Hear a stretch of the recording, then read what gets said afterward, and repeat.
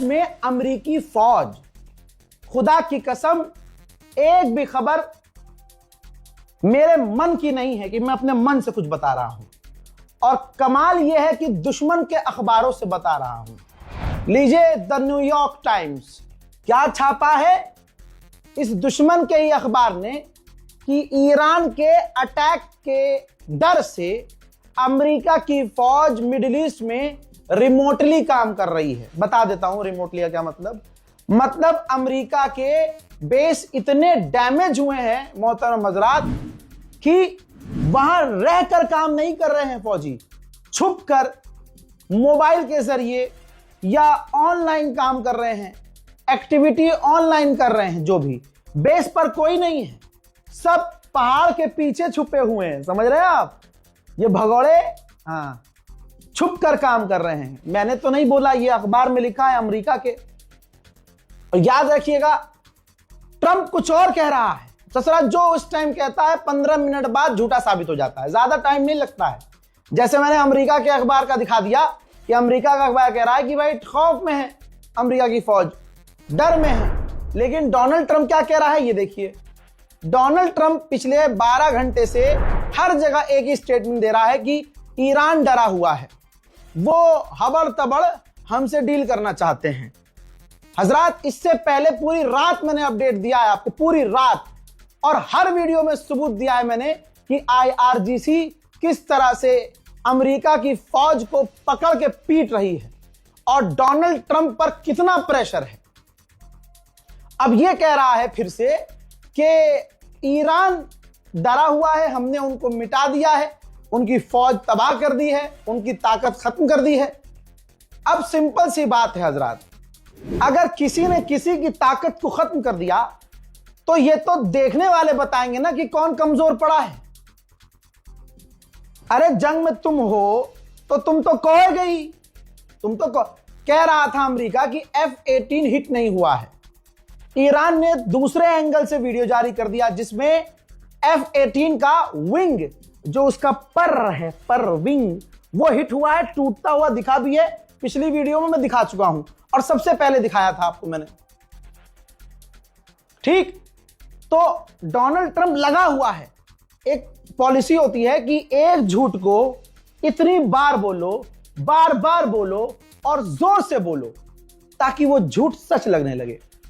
Trump की यही policy है। मैं आपको सच्चाई दिखाता हूं क्योंकि आप रजाग्राफी देख रहे हैं ना, तो आप सच ही देखेंगे। सच्चाई ये है, अगर ईरान हार गया, डर गया, तो ये IRGC के स्पोक पर्सन सामने क्यों आए? इन्होंने कहा कि खातमुल अंबिया फोर्सेस ने, IRGC ने, हमारी जो फौज थी उसने अमेरिका के नेवल बेस के F-18 को चाबहार में हिट किया। हमने USS अब्राहम लिंकन की तरफ अपनी क्रूज मिसाइल फायर की और हमने इजराइल के ठिकानों को निशाना बनाया। मुझे बताइए आप जीत का फैसला कैसे करेंगे, कौन जीता है? हैदर के बेटों ने ऐसा हमला किया है कि पूरी दुनिया गरीब हो गई है। नहीं पता चल रहा? लीजिए अरब का मीडिया अल जजीरा बता रहा है, देख लो। अरब के मीडिया ने कहा है कि IMF, वर्ल्ड बैंक तैयारी कर रहा है कि बहुत सारे देश ईरान के हमलों की वजह से गरीबी की तरफ जा चुके हैं और उनको पैसों की जरूरत पड़ सकती है, लिहाजा कई सारे देशों को मोटा लोन देना पड़ सकता है। बताइए फिर कौन जीता?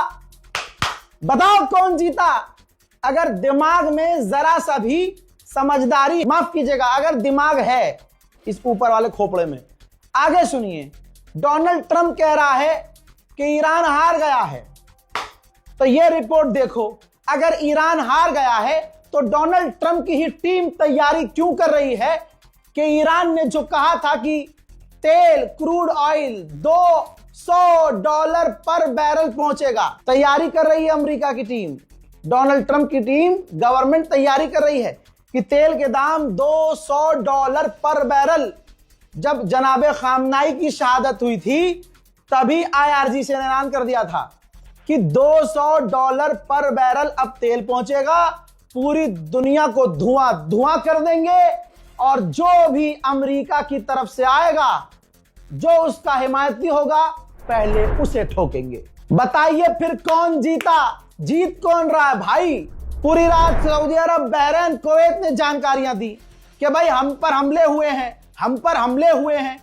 फिर वो हमला कौन कर रहा है? अगर ईरान हार ही गया है तो फिर डोनाल्ड ट्रंप के किस जगह से ये मिसाइलें निकल रही हैं? अब सुनिए ऑस्ट्रेलिया की हालत कितनी खराब हो गई है। ऑस्ट्रेलिया के दो स्टेट के अंदर लगभग 500 गैस स्टेशन, अल्लाह अकबर, बंद हो गए हैं। न डीजल है, न पेट्रोल है, न गैस है, सब कुछ बंद है। बताओ जीत कौन रहा है? पुतिन ने पूरी दुनिया के दोगलापन को उजागर किया है। बहुत सारे देश के राष्ट्रपति और प्रधानमंत्री दोगले हैं, बहुत गंदे किस्म के इंसान, जहरीले। अपनी सरकार बचाने के लिए या यूं कहें ट्रंप के खौफ से उन्होंने हक बयानी नहीं की, डोनाल्ड ट्रंप का विरोध नहीं किया। पुतिन ने उन सबके मुंह में थूक दिया है। पुतिन ने कहा कि जब हमने यूक्रेन पर हमला किया तो सारी दुनिया ने विरोध किया, पूरा यूरोप यूक्रेन के लिए खड़ा हो गया और कहा कि भाई हमने गलत किया है। लेकिन वही काम जब अमेरिका ने किया, खामनाई को मार दिया, टॉप लीडर को मार दिया, ईरान पर पहले हमला किया, तो वही जो यूक्रेन के लिए बोले थे कोई भी ईरान के लिए नहीं बोला। मोहतरम हजरात, ईरान को बड़ी जीत मिली है। हजरात, यूएन ईरान की रिक्वेस्ट पर राजी हो गया है कि मेनाब के स्कूल में जो लड़कियों का हॉस्टल था जिसमें 170 से 80 लड़कियां शहीद हुई, उन पर हमला अमेरिका ने जो किया, इस पर पूरी दुनिया के सामने यूएन में डिबेट होगा। मुझे बताओ, अगर हार गया है ईरान तो फिर अमेरिका के बेस कल पूरी रात से सुबह तक धुआं कैसे हो रहे थे मुन्ना?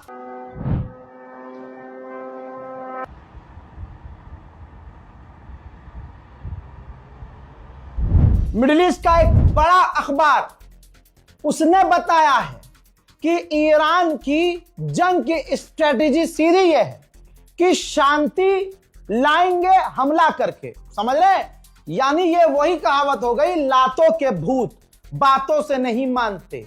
हमला करेंगे, हर हमले का जवाब देंगे, उनसे बड़ा हमला करेंगे, वो एक हमला करेंगे, हैदर के लाल 2 हमला करेंगे और वो खौफ में आकर डील पर आएंगे। और आए, जो अमेरिका कह रहा था कि बिना शर्त के ईरान झुक जाए, वो अमेरिका कह रहा है पाकिस्तान में आके हमसे बात कर लो, इस्लामाबाद हम अपना खुद वाइस प्रेसिडेंट भेज रहे हैं।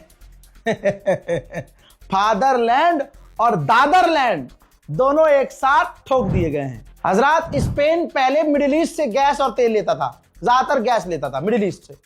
अब मिडिल ईस्ट बंद है तो अल्जीरिया पर प्रेशर बना रहा है स्पेन कि आप हमें ज्यादा गैस दो। 12%, पहले बहुत कम लेता था अल्जीरिया से स्पेन। अब स्पेन अल्जीरिया से कह रहा है कि चाहे कुछ भी हो हमें गैस ज्यादा दो।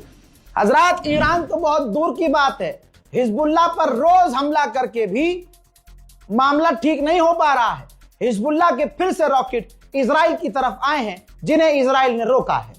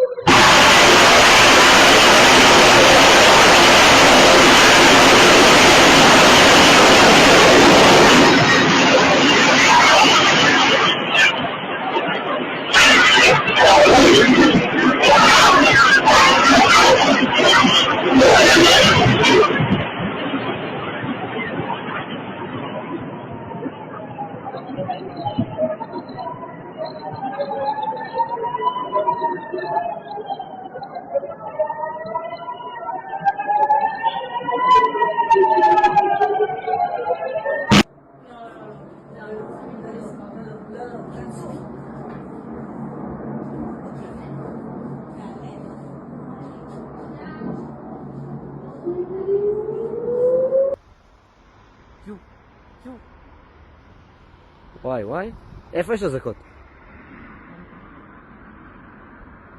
תל אביב כזה, לבוא.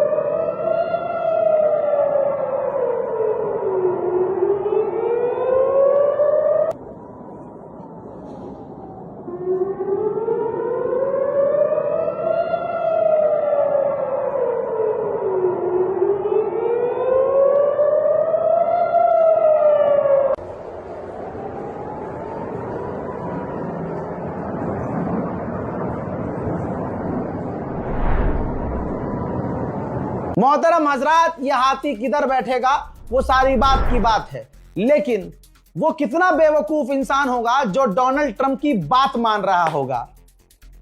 मोदी के चाहने वाले डोनाल्ड ट्रंप पर इस वक्त भरोसा करना चाहते हैं, लेकिन वो भूल गए कि उसने तो तुम्हारे पिताजी को भी धोखा दिया है।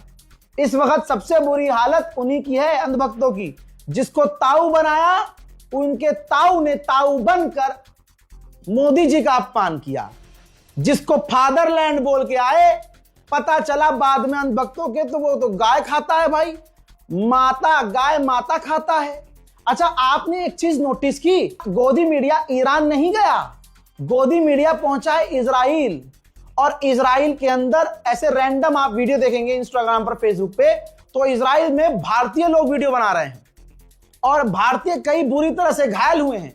एक व्यक्ति का 18 दिन से तेल अवीव के अस्पताल में इलाज चल रहा है, मिसाइल का टुकड़ा गले में लग गया था।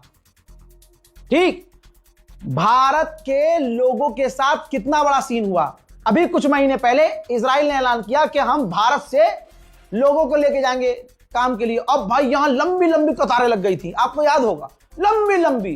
कोई पढ़ा लिखा नहीं गया इजराइल, सारे मजदूरी करने, टोटी ठीक करने, पंचर ठीक करने, पिलास्तर करने, कील ठोकने, कारपेंटर, सब इलेक्ट्रिशियन, सब वहां मजदूर, सड़क बनाने, सारे मजदूरों को ले लिया उसने। अब यकीन कीजिए, खुदा की कसम, इजराइल के अंदर भारतीय सारे के सारे परेशान हैं और भारी मात्रा में भारतीय घायल भी हैं। अब मैं मोदी जी से कहूं कि मोदी जी, फादरलैंड के अंदर आपकी औलादें बुरी तरह से घायल हैं, इजराइल का एयरपोर्ट बंद है, इजराइल के अंदर जो भारत के लोग बेचारे फंसे हैं वो शेल्टर में जिंदगी गुजार रहे हैं, आप उनको कब वापस लेके आएंगे? आपके चाहने वाले कहते हैं एक फोन से आपने रूस और यूक्रेन की जंग रुकवा दी थी, इसमें क्या हुआ मोदी जी? मोदी जी प्लीज कुछ तो बोलिए। ओहो, धुरंधर 3 बनानी पड़ेगी भाई, उसमें ही मिलेंगे सारे जवाब। बहरहाल इस रिपोर्ट को शेयर कीजिए, अपनी दुआओं में याद रखिए। वस्सलाम।